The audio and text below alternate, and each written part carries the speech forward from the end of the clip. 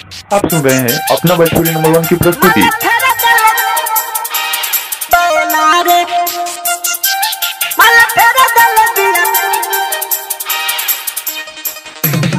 आप सुन रहे हैं अपना भोजपुरी नंबर 1 की प्रस्तुति।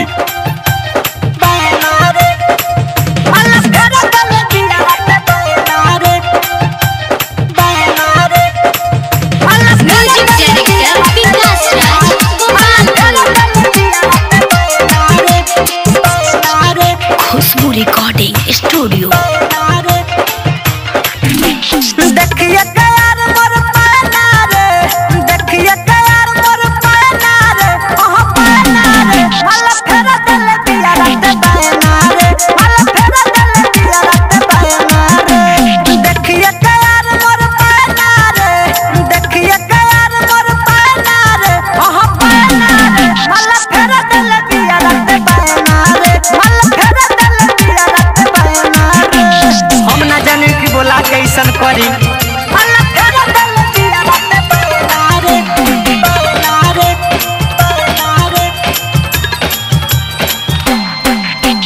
म्यूजिक डायरेक्टर विकास राज गोपालपुर।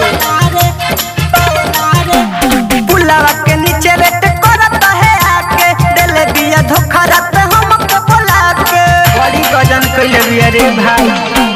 पुलावा के नीचे रेट करता है आके, दिल दिया धोखा रात हमको बोला के, बड़ा बाप दिलियो कनाना रे, बड़ा बाप दिलियो कनाना रे, ओह नाना रे, मला फेरा दिल दिया रात बायना रे, मला फेरा दिल दिया रात बायना रे, मला फेरा दिल दिया रात बायना रे, बायना रे, बायना रे। खुशबू रिकॉर्डिंग स्टूडियो कहला बिशनपुरा बाजार।